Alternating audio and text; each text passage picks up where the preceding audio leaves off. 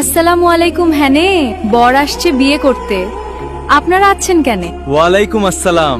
শুনুন কনের সখী, বরের সাথেই এসেছি আমরা, দিই না কোনো ফাঁকি। আমরা হলাম কনের সখী, দাঁড়িয়ে আছি গেটে। সালামি আজ না দিলে ভাই ঢুকতে দেব না মোটে। বরযাত্রী আমরা সবাই, সেজে গুজে ফিটফাট, কেন তবে আটকে রাখো বিয়ের এই রাজঘাট? ফিতা কাটো, এবার ভেতরে যাই, এমন দিনে দরদাম আর আমরা করতে না চাই। দরদাম কে করছে শুনি? এটা তো ভাই নিয়ম, সালামি ছাড়া ছাড়বো না পথ। যতই দেখাও বিক্রম, বিনা টাকায় ভেতরে যাওয়া সে গুড়ে আজ বালি। 20,000 টাকা গুনে দাও, তবেই বাজবে তালি।